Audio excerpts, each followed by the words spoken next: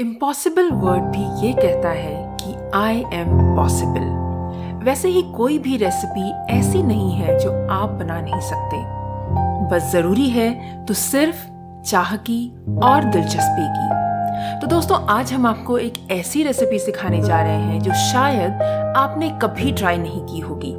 तो सुनते रहिए आज का हमारा ये podcast, the taste of India podcast, जिसका सार विभिन्नता में एकता है, जहां भारत की सांस्कृतिक विभिन्नता को हम स्वादिष्ट व्यंजनों के माध्यम से एक सूत्र में बांधेंगे। इस कुकरी शो से अब आप बिना कंप्यूटर या बिना किताब छुए फोन के माध्यम से अपने ही किचन में इन स्वादिष्ट रेसिपीज को सुनते हुए बना सकते हैं। इन रेसिपीज को आप हमारे वेबसाइट thetasteofindia.com पर भी पढ़ सकते हैं।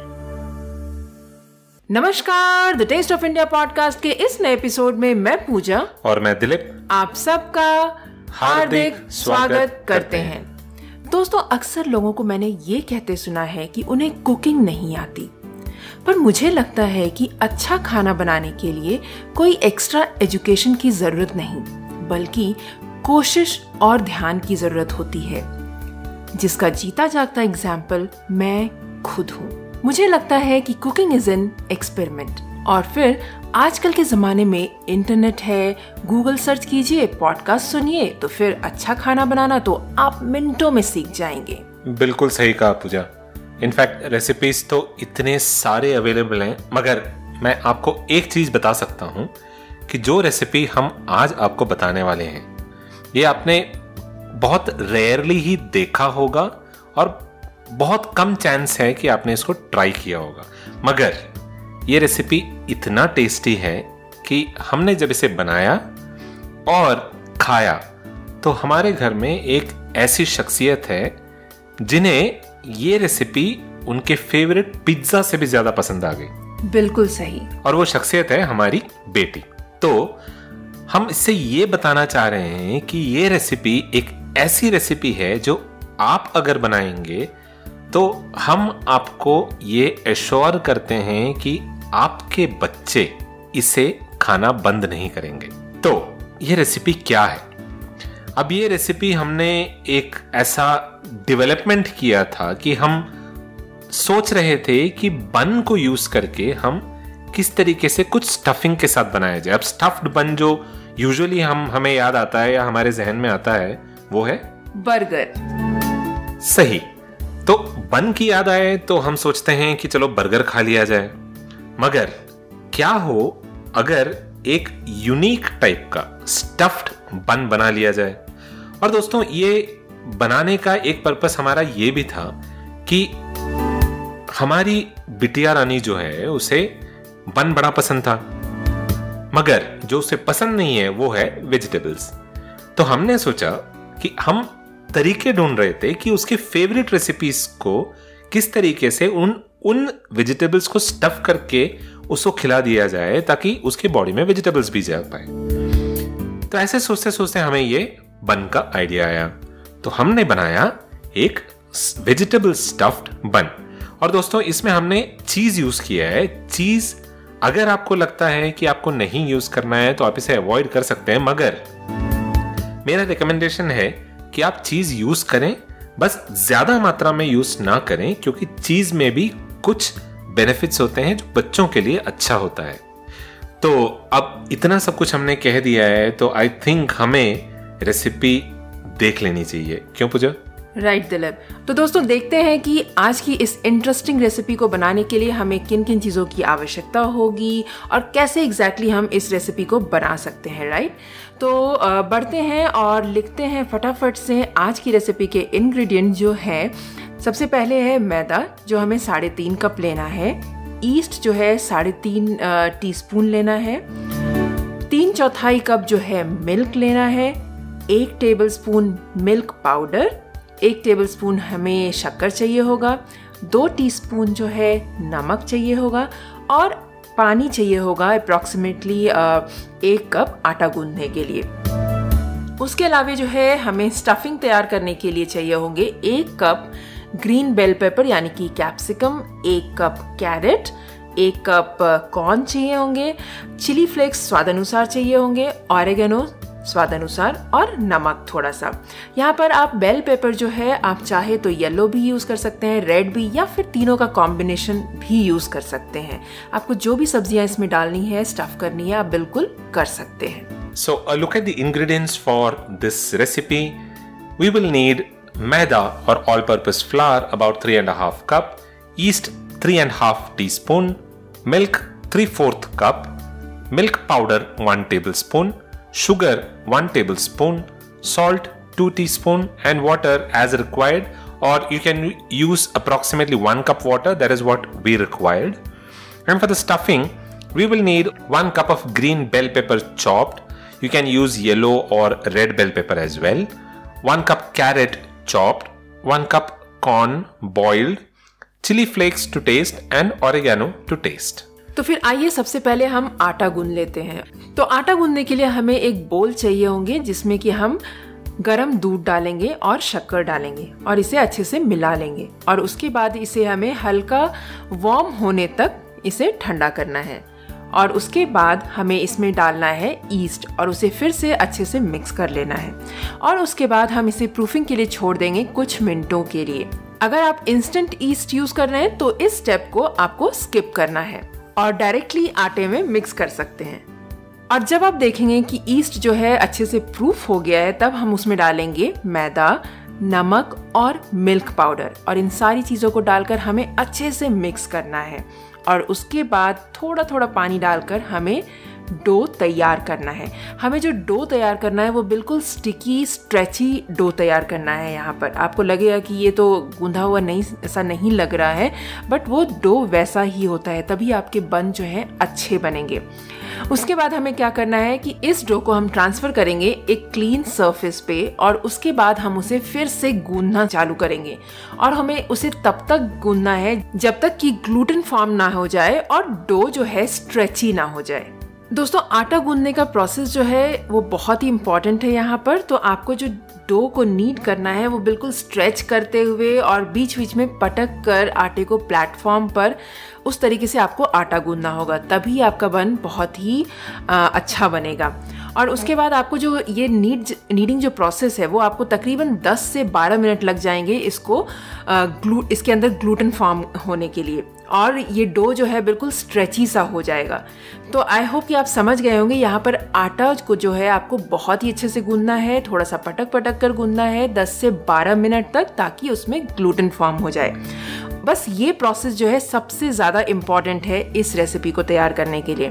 और उसके बाद हमें क्या करना है कि जब आटा स्ट्रेची हो जाए तब हमें जो है इस पे 2 से 3 टेबलस्पून बटर डालना है, और फिर से हमें आटा गूंदना है तकरीबन 5 मिनट तक।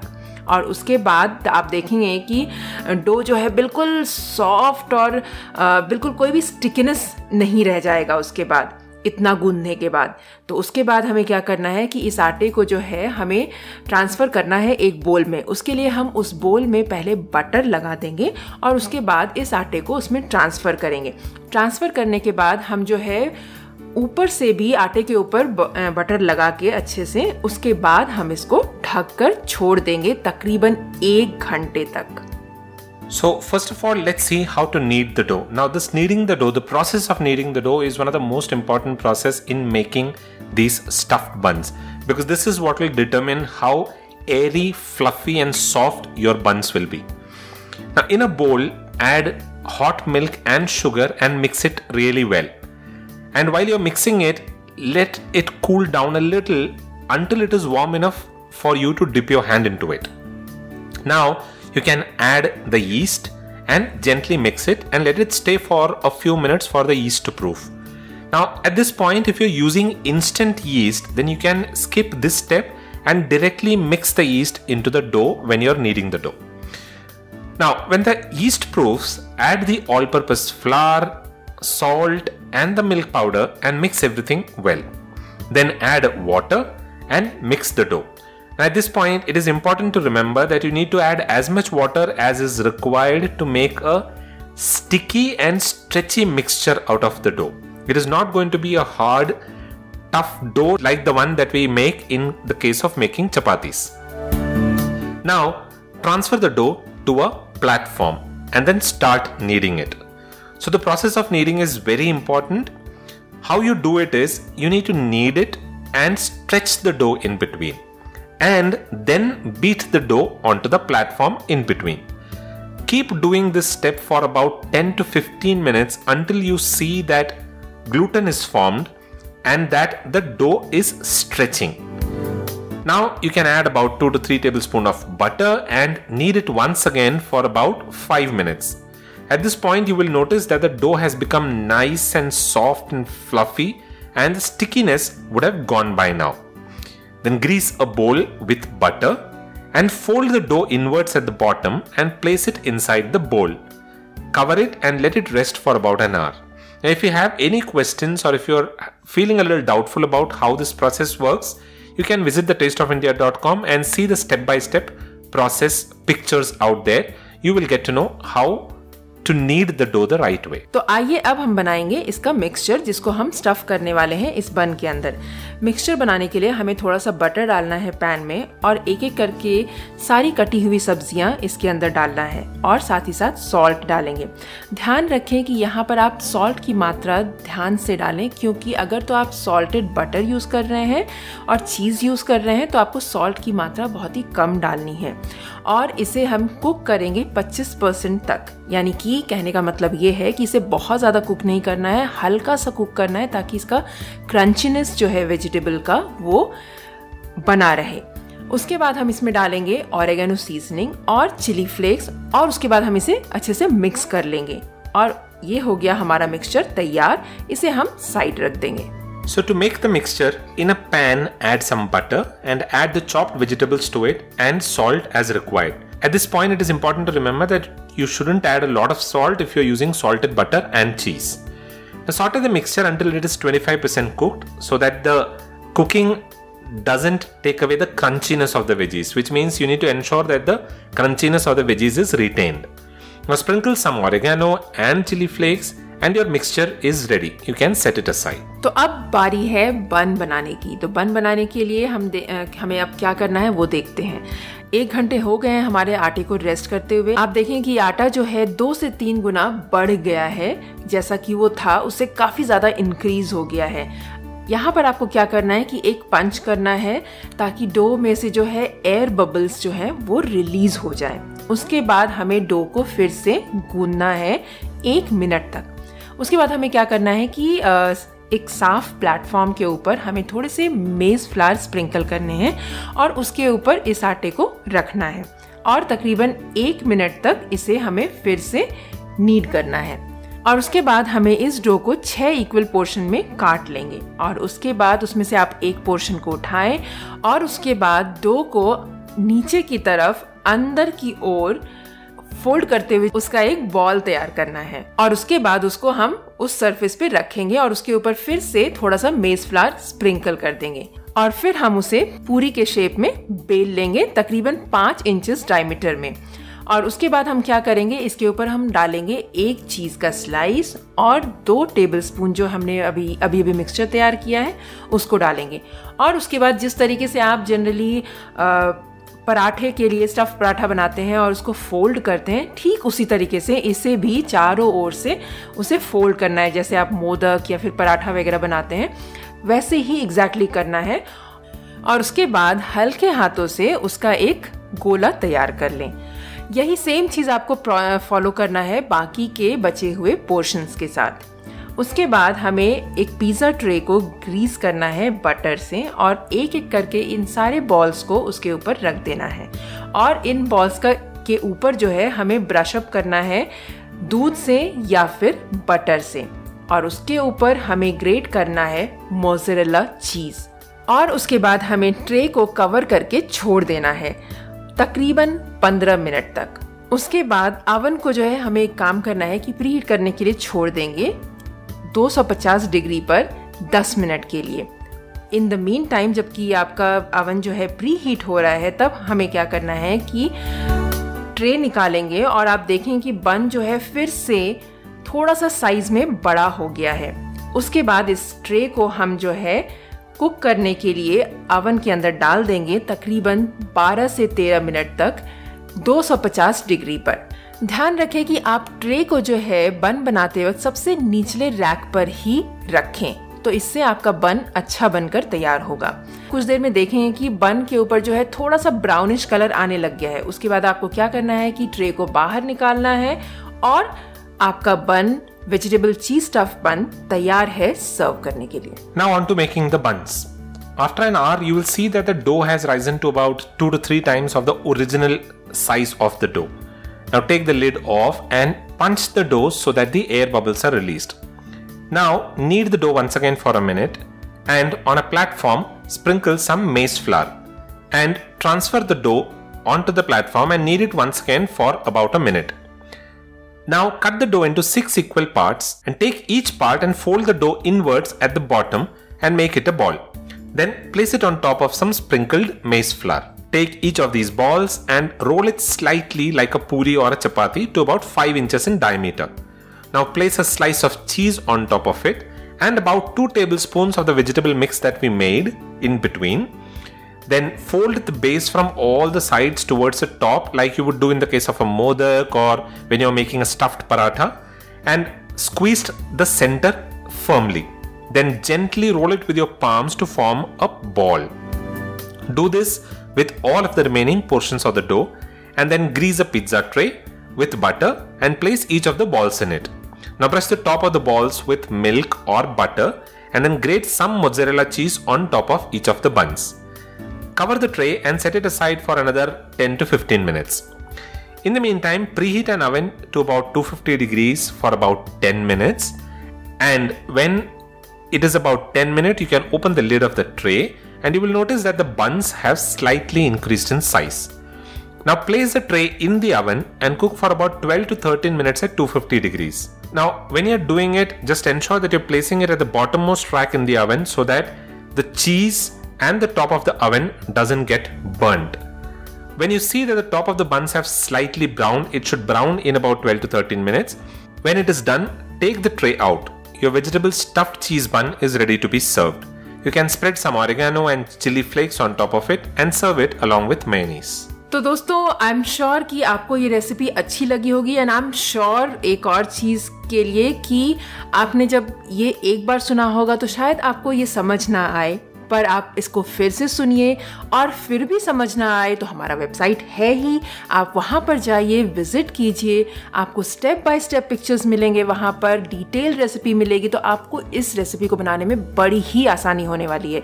बट हाँ, एक और बात मैं बताना ना भूलूँ, ये कि मसल बनाने के लिए तैयार हो जाइए, क्योंकि इस आटे को गूंदने के लिए आपको मसल बनाने की बड़ी ज़रूरत है। इसीलिए आटा गूंदने का काम अक्सर मैं ही करता हूँ और मुझे बेकिंग का शौक है, तो मुझे आटा गूंदना भी पसंद है। एग्जैक्टली दोस्तों, ये आटा गूंदने का काम ना मुझे बहुत ही मुश्किल तो नहीं कहूँगी, बट मैं बहुत ही परहेज करती हूँ आटा गूंदने से, और वो काम मैं अक्सर दिलीप को देती हूँ ताकि इनका मसल बनता रहे। So that is it for today's recipe, Pooja. That's all, Dilip. So I hope you enjoyed this recipe. Do try it. You will love it. It tastes awesome. And do share your feedback with us by visiting thetasteofindia.com and commenting in there. Let us know your thoughts about this recipe. And when you visit thetasteofindia.com, you'll be able to download a printable recipe card for this recipe so that you can keep it handy. And whenever you want to make this recipe, listening to each of these steps, plug in your headphones and listen to the Taste of India podcast. The Taste of India podcast is available on all podcasting platforms, including Apple Podcasts, Google Podcasts, Stitcher, TuneIn Radio, Hubhopper, JioSaavn, Gaana, Spotify, Amazon Prime Music, and we are also available on Carvaan 2.0 station ID 208. You can visit thetasteofindia.com and download a free copy of the 10 tasty restaurant-style fast food recipes. Don't forget to grab your free copy at thetasteofindia.com.